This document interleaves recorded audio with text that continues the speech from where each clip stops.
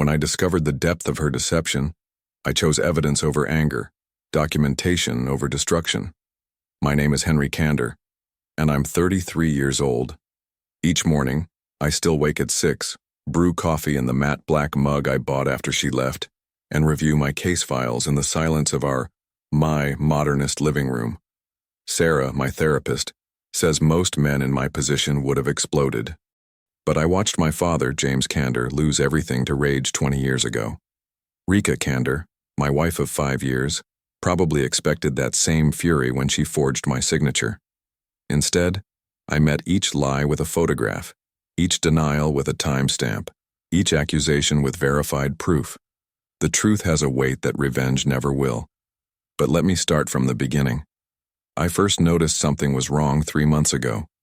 Rika stood at our hallway mirror, elegant in her navy blazer, doing that final check women do before heading out. But this time she slipped off her wedding ring, the one I'd saved 6 months to buy, and tucked it into her coat pocket. Her movements were practiced, automatic, like she'd done it before. You know that moment when your stomach drops but your mind stays crystal clear? That's what happened. I watched from the kitchen, coffee mug halfway to my lips, as she glanced at the front door like she was memorizing its position. The morning light caught her face just right, highlighting a stranger's expression I'd never seen before. Remember how I mentioned evidence over anger? Right then I made myself a promise. Every observation would be documented, every suspicion backed by proof. I'd learned from my father's mistakes. Raw emotion only clouds judgment when you need it most. The signs multiplied once I knew where to look. Rideshare receipts appeared on our shared credit card statement. Midnight pickups, drop-offs at locations that didn't match her stories. The timestamps formed a pattern. Tuesdays and Thursdays, always after I went to bed. My hands shook as I copied each entry into a dedicated spreadsheet, but my typing stayed steady. Then came the second phone. I found it while reaching for spare batteries in her desk drawer, a basic model, prepaid. Next to it lay a crumpled receipt dated 2 months earlier. The discovery sent ice through my veins, but I photographed everything and left it exactly as I'd found it. In my office, I wrote down every detail while they were fresh. Model number, purchase date, position in the drawer. Her calendar became a study in disappearing ink. Events would appear, then vanish, after she thought I'd gone to sleep. I started taking screenshots every morning and evening, tracking the changes. The pattern was there, woven in digital breadcrumbs she thought no one would follow. "Going to bed, honey," I said last night, same as always. But instead of sleeping, I waited. At exactly 12:07 a.m., I heard our front door's subtle click. Through the bedroom window, I watched her slip into a waiting rideshare. My car was already parked around the corner. I followed at a safe distance, keeping 3 vehicles between us at all times. My dashcam recorded everything: time, GPS coordinates, the whole route. The rideshare stopped at the Red Pine Motel, one of those places just off the highway where the neon sign flickers more than it shines. Rika stepped out, and my heart clenched. A man emerged from the shadows near room 112. Even from my position across the lot, I could see the familiarity in how he punched in the door code. No hesitation, no fumbling with numbers. They disappeared inside together. I made myself count to 60, steadying my breathing. Then I raised my phone and took a series of clear, time-stamped photos. The motel sign, the room number, Rika's coat, the man's car with its license plate clearly visible. Each click of the shutter felt like another brick being laid in a wall between my old life and whatever came next. The drive home was silent. I gripped the steering wheel at exactly 10 and 2, forcing myself to maintain the speed limit, stopping at every yellow light. The evidence was secure. Now I just had to decide what to do with it. The next morning, Rika breezed into our kitchen like any other day. The familiar scent of her vanilla coffee creamer turned my stomach. She wore the same clothes from last night, barely wrinkled. She'd clearly planned ahead for that, too. "I drove around for hours," she said, stirring her coffee with practiced casualness. "Just needed to clear my head, you know?" I said nothing, letting the lie hover between us. The silence stretched until she shifted in her chair, her spoon clinking against porcelain a bit too loudly. For a moment, I remembered Sunday mornings spent reading the paper together at this table, sharing sections and trading comments. Now every memory felt filtered through a lens of doubt. Tyler arrived around 2, right on schedule. We'd been friends since college, and he knew exactly what to do with the prepaid phone I'd photographed earlier. In my home office, he connected it to his laptop while I kept watch through the window. Rika had gone shopping, her usual Saturday routine, unchanged despite everything. Got it, Tyler muttered, his fingers flying across the keyboard. Mirroring now. Everything that comes through will be logged. I nodded, my throat tight.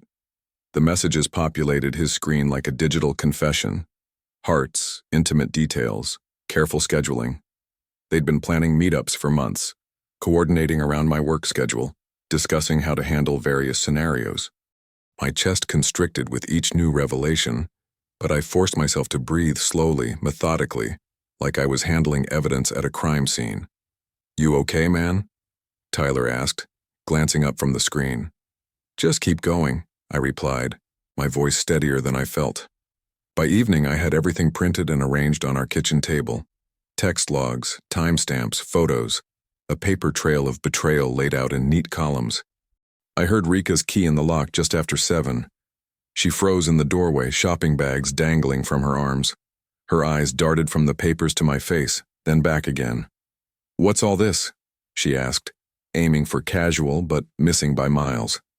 Documentation, I said, keeping my voice level. I'm separating our finances first thing Monday. The routines we've shared are done. From now on, I expect complete honesty, though that should have been a given from the start. Rika's laugh was sharp, almost theatrical. Oh my God, Henry. You're being completely paranoid. She set her bags down, shaking her head. This is ridiculous. You've totally misread everything. Have I? I stayed perfectly still, watching her. Yes. These are just... You're taking everything out of context. I can't believe you'd spy on me like this. If anyone's betraying trust here, it's you. The familiar twist of blame made my jaw clench, but I kept my expression neutral. Just then, her phone lit up on the counter where she'd set it. A heart emoji glowed on the screen, sent from the same number I'd seen in the mirrored messages. The timestamp read 3 minutes ago. Rika's face went blank for just a second before she reached for the phone, but we both knew what we'd seen. The certainty I'd been building crystallized in that moment, hard and cold as diamond. Context, I said quietly, is exactly what I have. I walked into Miguel Santos's office at 8 sharp Monday morning, carrying a folder thick with evidence. The downtown law office smelled of leather and coffee, but my focus was razor sharp despite my sleepless night.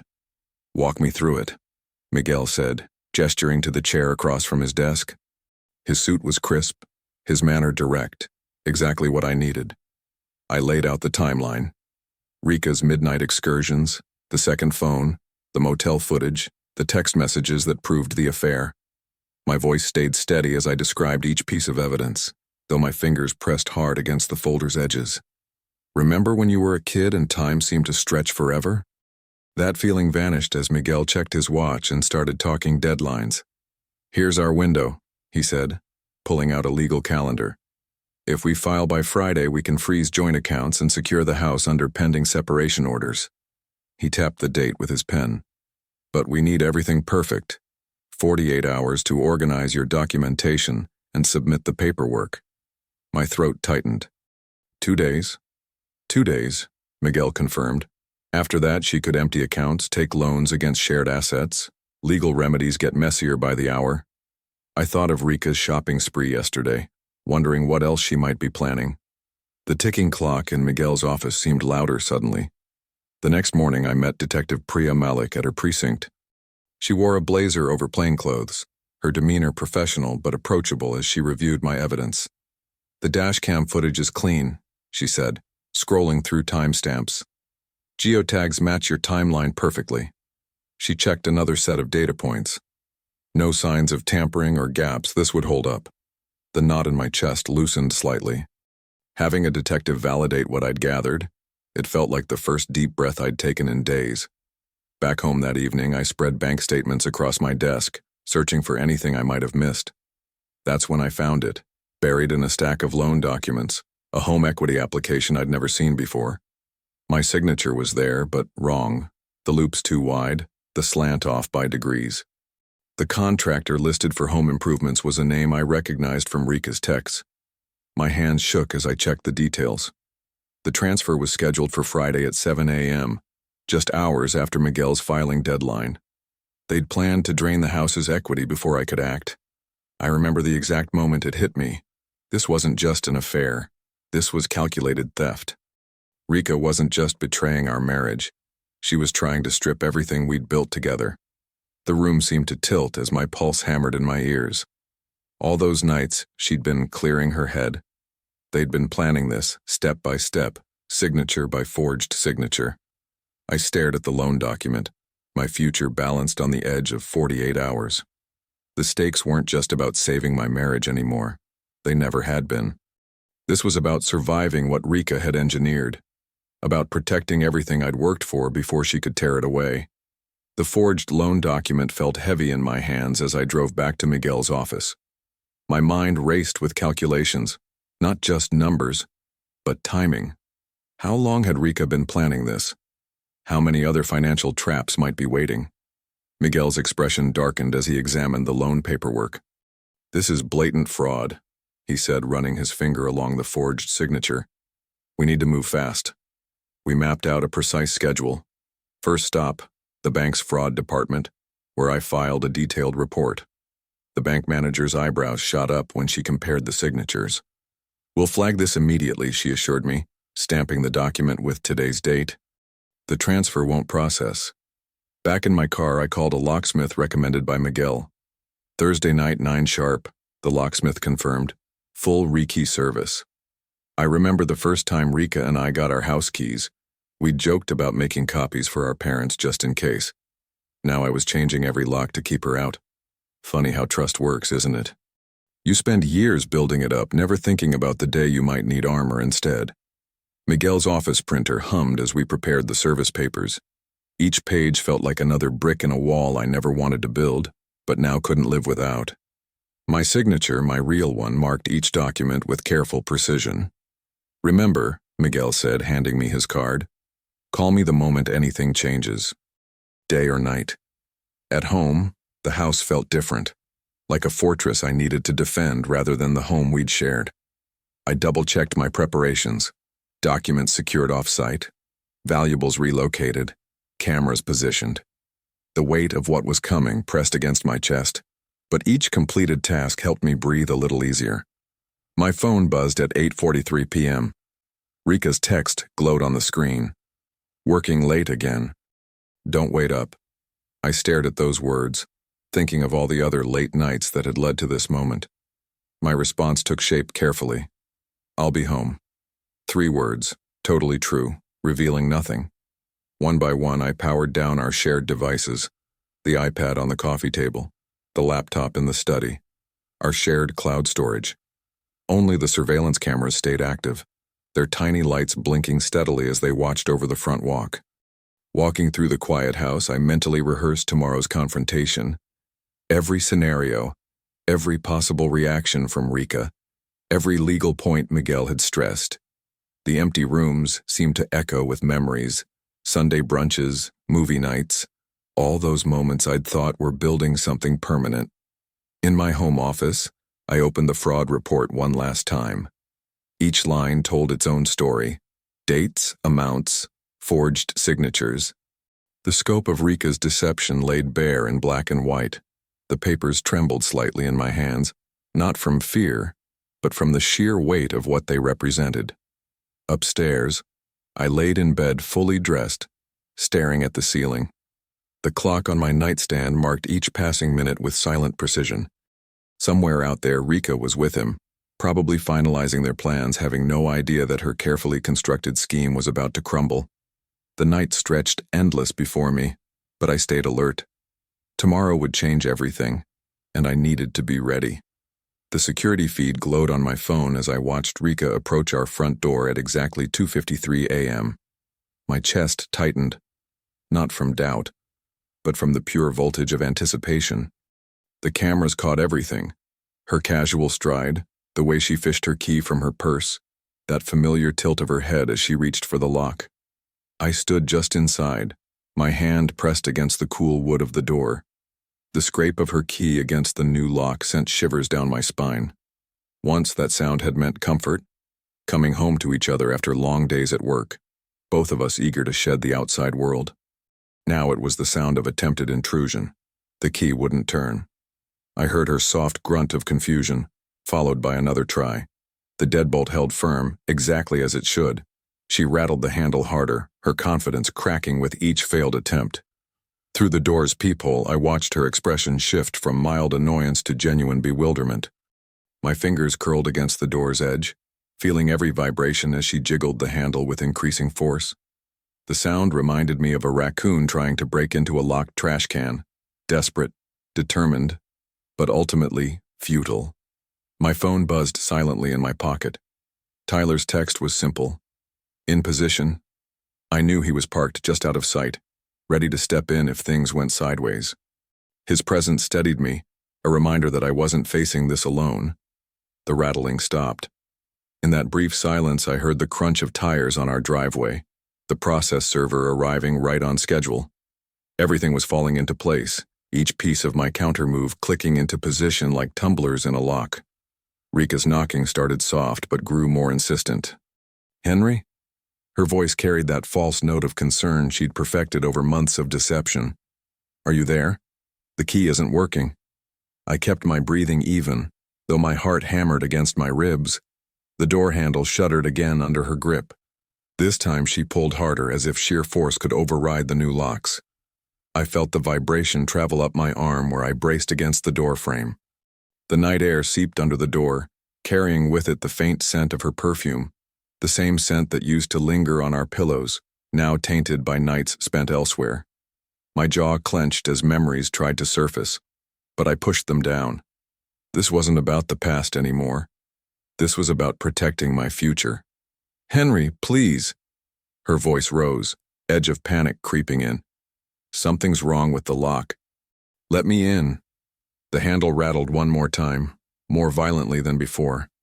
I could picture her face through the door, that mask of innocence starting to crack as she realized her key, her access to our home, had been revoked, just like her right to play me for a fool. My phone vibrated again. Tyler and the process server were in position. The moment stretched taut as a wire. Outside, Rika's knocking became more urgent, her calls more demanding. But I held my ground, hand steady on the door, waiting for the perfect moment to spring the trap she'd never seen coming. I took one final breath, then opened the door in a single, deliberate motion. Tyler's solid presence anchored my right side while the process server stood ready behind us, manila envelope in hand.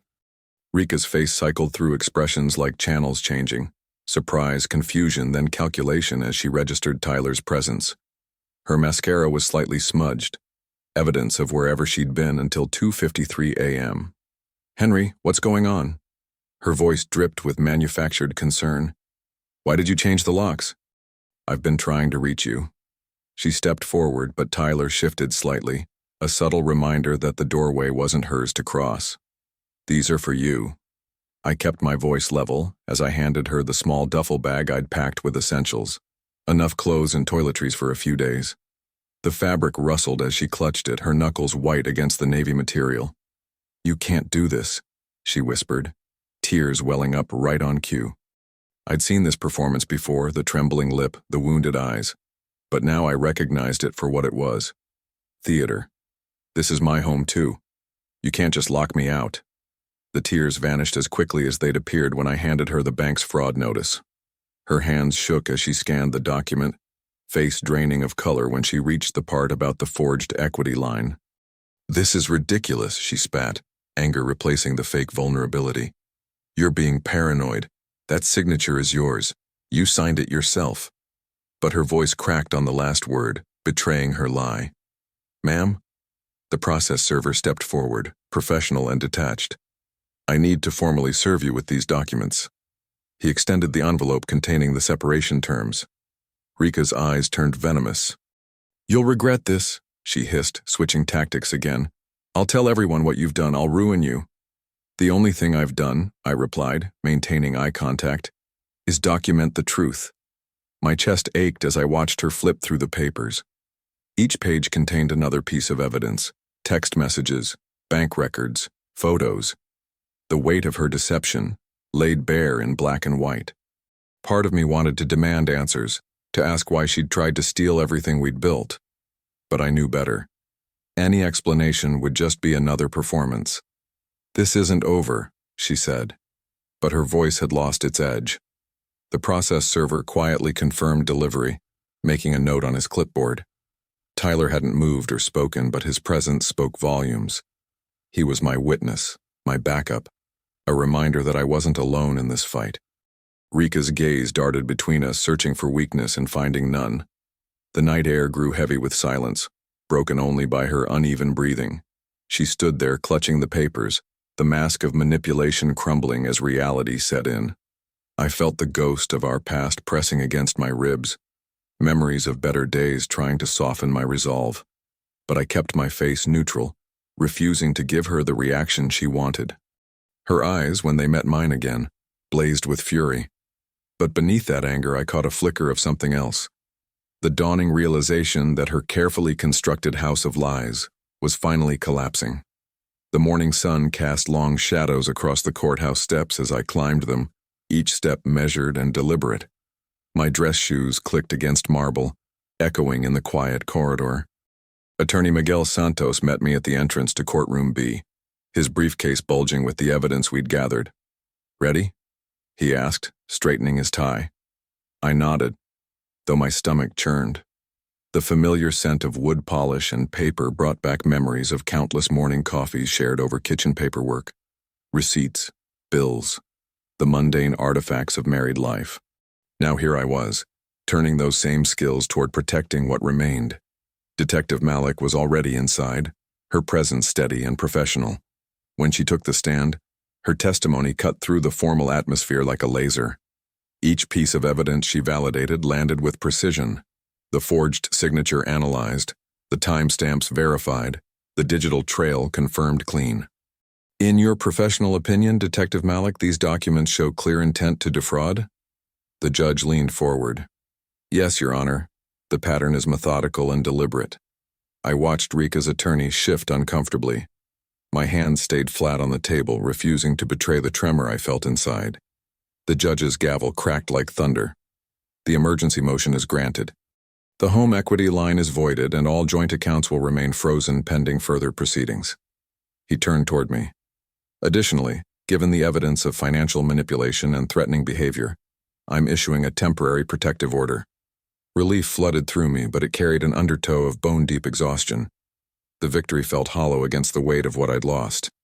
Santos squeezed my shoulder as the courtroom began to empty. I stayed seated, letting the moment settle. The polished bench beneath me remained solid while everything else seemed to spin. Fragments of our life together kept cutting through my thoughts. Sunday mornings with crossword puzzles, the way she'd laughed at my terrible cooking attempts, the trust I'd believed in completely. Each memory now felt like handling broken glass. Outside, Tyler waited by his truck, grinning when he saw me. "You did it, man. Clean sweep." "Yeah." My voice sounded distant even to myself, but my chest still feels like it's in a vice. The admission slipped out before I could catch it. Tyler's smile softened. "That's normal. You won the fight, but you're allowed to hurt. The protective order would keep me safe, but it couldn't shield me from the aftermath of betrayal." We stood there in the morning light, letting that truth settle between us. The drive home stretched longer than usual. Traffic lights changed, other cars moved, but I felt suspended in a strange space between victory and grief. How quickly it had all transformed, from shared morning kisses to courtroom declarations, from whispered promises to notarized documents. My house came into view, the fresh blue paint on the front door catching the midday sun. I pulled into the driveway, remembering how just days ago I'd watched Rika's key fail in that lock. Now the brass deadbolt gleamed like a sentinel, guarding whatever chapter came next. The house felt different as I stepped inside, emptier, but not just because Rika's things were gone. The silence had weight now, pressing against walls that had witnessed too much deception. Every room held memories I needed to recategorize, true moments versus manufactured ones. In the kitchen, I pulled open drawers methodically. The silverware we'd picked together at that home goods store downtown, mine now. Recipe cards in her flowing handwriting, tainted with questions. Had she been planning even then? Making meals while plotting escape routes? My throat tightened as I sorted through each drawer's history. You think you know the geometry of loss until you have to measure it in household items. The living room hit harder. Our wedding photos still hung on the walls, mocking me with frozen smiles and promises neither of us could keep. I took them down one by one, stacking them face down on the coffee table. The wall looked bare but honest. My phone buzzed, Tyler checking in. You eaten anything? His voice carried genuine concern. Not hungry, I admitted. That's why I'm outside with pizza and beer. I had to smile despite everything. Tyler knew me too well to take no for an answer. When I opened the door, he didn't wait for an invitation, just walked straight to the kitchen like he belonged there. The protective order came through. He set down the pizza box, already knowing the answer. Yeah? Judge saw right through her act. I grabbed plates out of habit, then remembered it was just us. We ate straight from the box instead. Good. Tyler popped open 2 beers. But that's not the whole battle, is it? I leaned against the counter, letting out a long breath. The house. It's like every inch has 2 versions now. What I thought was real, and what was actually happening. Then change it, Tyler said simply. Make it yours again. He stayed for an hour, talking about nothing important, reminding me that some friendships didn't need surveillance to prove their worth. After he left, I walked through each room again, but this time with purpose. The master bedroom would become my office. The dining room she'd insisted on decorating could transform into a reading space. But first, the front door. It had become a symbol in my mind, the barrier that finally stopped her lies from entering. I pulled out my phone and ordered supplies for morning delivery. Premium exterior paint in deep blue, new brushes, sandpaper, primer. The color felt right, like clear sky after storm clouds clear. Looking at the door one last time that night, I remembered installing the new locks, how final that click had sounded. Tomorrow I'd give it a new face to match its new purpose. Not to erase what happened, you can't paint over truth, but to mark the transition. I set my alarm early, knowing that when sunrise came I'd need to be ready. The paintbrushes and tools would arrive with morning light, and with them the chance to make this entryway mine again. The blue paint would be more than color, it would be the first stroke of reclamation. The morning sun crept over the roofline as I steadied the ladder against the front of the house. The fresh blue paint on the door had dried perfectly overnight, deep and rich like the ocean at dawn. Tyler stood in the driveway, coffee in hand, watching as I climbed each rung with deliberate care. You sure about this height? He called up. I checked my measurements again, though I'd triple-checked them last night. Trust the math, I replied, feeling the weight of the brass hawk in my free hand. The metal was cool and solid, its wings spread wide in eternal vigilance. Remember those summer mornings when you'd wake up to birdsong totally at peace? That feeling had been absent for months. But up here on the ladder, with purpose in my hands, I felt something close to it returning. Hand me that level? I asked Tyler. He passed it up without comment. That's what I appreciated about Tyler. He knew when silence was support enough. The bubble aligned perfectly as I held the hawk against the mounting bracket. Each screw went in with precision, just like every piece of evidence I'd gathered, every document I'd filed. The hawk caught the morning light and threw it back, golden and defiant. Its eyes seemed to scan the horizon, watchful and unwavering, exactly as I'd learned to be. Below me, Tyler gave a low whistle of appreciation. Now that's a statement, he said. It's a reminder, I corrected, descending the ladder carefully. Standing back, I studied my handiwork. The brass hawk above the blue door transformed the entire entrance. No longer just a house I'd fought to keep. This was my home, reclaimed through discipline and truth. My hand went to the key in my pocket, the new one, untainted by betrayal. The lock turned with a clean, satisfying click that echoed the sound of the judge's gavel yesterday. Legal victory had come through documentation, the voided loan, frozen accounts, protective order all secured because I'd chosen evidence over emotion. But this moment, Watching sunlight glint off those brass wings marked a different kind of triumph. The weight that had lived in my chest for months finally lifted. I could breathe deeply again, fill my lungs with morning air that didn't taste like suspicion. Tyler stepped up beside me, his shoulder nearly touching mine as we both looked up at the hawk. "You did it right, Henry," he said quietly. Every step. The words hit home because they were true. I had done it right, followed procedure, gathered proof, stayed controlled when chaos would have been easier. The system worked because I worked within it, turning pain into process and process into protection. I turned my key one more time, testing the lock, feeling its solid resistance. Above me, the hawk kept its eternal watch, a guardian forged of brass and purpose. Looking at it, I spoke the truth that had carried me through. Documentation saved me when trust failed.